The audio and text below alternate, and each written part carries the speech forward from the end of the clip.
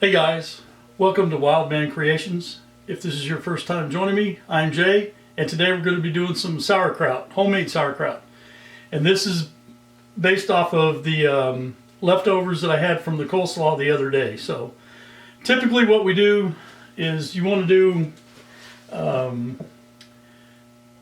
a teaspoon and a half per pound of cabbage. And today I'm doing some Napa cabbage is what I had for the coleslaw that I did the other day. And some red cabbage that also was in that recipe. And basically I have 2 pounds of each. So I'm going to do 3 teaspoons of salt in each one. And we're going to mix that up and let that sit for about 30 minutes because that's going to draw the moisture out. And then we're going to mix it and bruise it and get all that, and that's what's going to make our brine.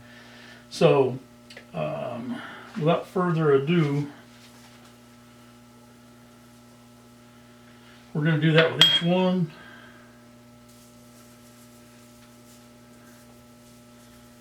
And I'm not going to make you guys sit through 30 minutes of me messing around with this stuff. The other thing that I'm going to do, and I've done it before, is I like to add a little bit of color, so I just throw a little bit of carrots in there. And this time I'm going to put in some habanero and some garlic. That's not traditional, but that's what I do because I've done it before and I really like it that way. So let me get this going. I'll get back with you in about 30 minutes, or it'll be in a minute for you, but 30 minutes for me. And then we'll see how we go from there. Hang tight. Okay, 30 minutes later, and here I am back like a bad cold. Typically, I would just go ahead and put it in the jar like it is, but since it's me, being me, I'm going to put in some habanero and garlic. And it's just, you don't have to do this, it's just what I like to do. And also, I like to put in just a little bit of color, so throw in just a little bit of carrot. It doesn't have to be much. That's just me. You can do whatever you want. But I think that the garlic and the habaneros, man, they just... And the carrot, all it does is give a little bit of color. Doesn't do anything for the flavor. But anyway.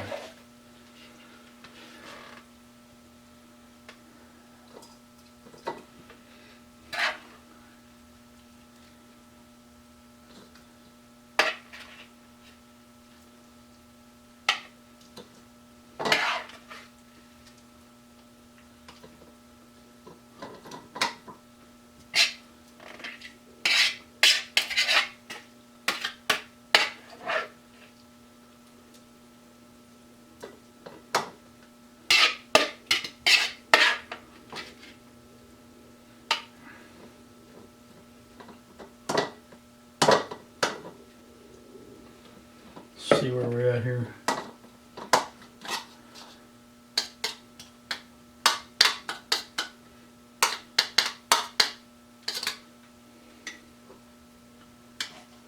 Oh, we'll have plenty of room. Yeah. Get that all mashed down in there. Do it again. Yeah, we're going to be good on this.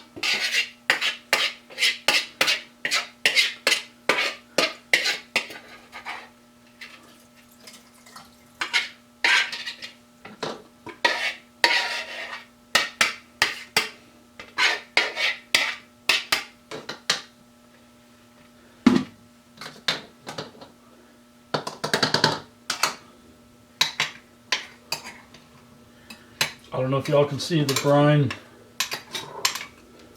See how much brine we got in there? Now then, what you gonna do?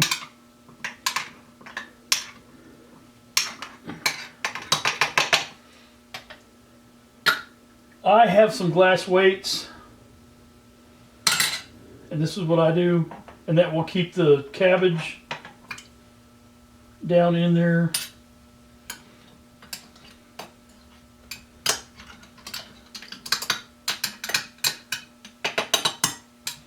And then also I'm using a fermenting lid. I didn't feel like it went out right. There we go.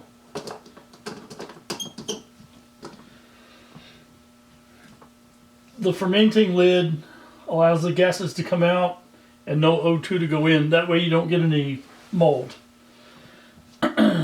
So, as you can see, we'll let that go for about 4 weeks. And I'm telling you, this stuff is to die for.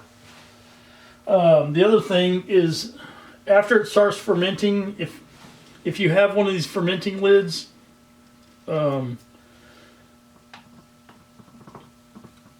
you can suck the air out, and it will make like a negative charge inside. But anyway, I will bring you guys back in about 4 weeks with this. In the meantime, let me cut away real quick. I'm going to do this other one, and then we'll talk again. Hang on. Okay, so on this one here, I don't think I have enough brine. But what you can do is you can mix a half a cup of water with 2 teaspoons of salt to create more brine. So that's what I've done. That way we can get that covered. Yeah.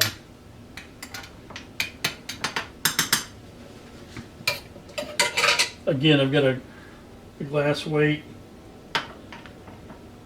to keep that in there.